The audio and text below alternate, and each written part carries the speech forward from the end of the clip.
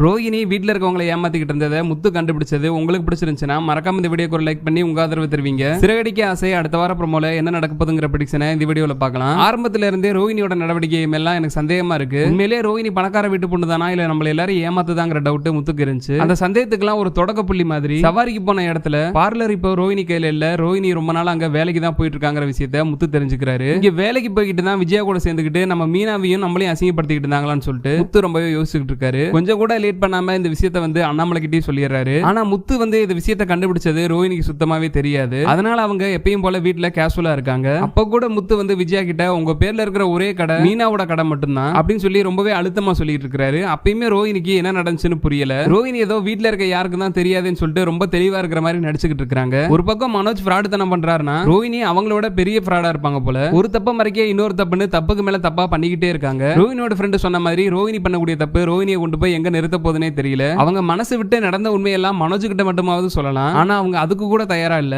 மறுபடியும் எப்படி விஜயாவையும் அந்த குடும்பத்தையும் ஏமாத்துறங்கிறது மட்டும் தான் யோசிச்சுக்கிட்டு இருக்காங்க. பார்லர் விஷயத்தை முத்து கண்டுபிடிச்ச மாதிரியே ரோஹிணி வாழ்க்கை பத்தின விஷயத்தையும் முத்து கூடிய சீக்கிரமே கண்டுபிடிக்க தான் போறாரு. ஆனா இப்ப அமைதியா இருக்கிற மாதிரி முத்து அப்பவும் அமைதியா இருப்பாரான்னு சொல்ல முடியாது. அப்படி ஏதாவது ஒரு விஷயம் நடந்தாதான் இந்த ரோஹிணியும் திருந்துவாங்க. அப்பதான் இந்த விஜயாவும் ஒவ்வொரு மருமகளையும் பிரிச்சு பார்க்காம எல்லாரையும் ஒரே மாதிரி நடத்துவாங்கன்னு நீங்க நினைச்சீங்கன்னா மறக்காம இந்த வீடியோக்கு ஒரு லைக் பண்ணி உங்க ஆதரவை தருவீங்க.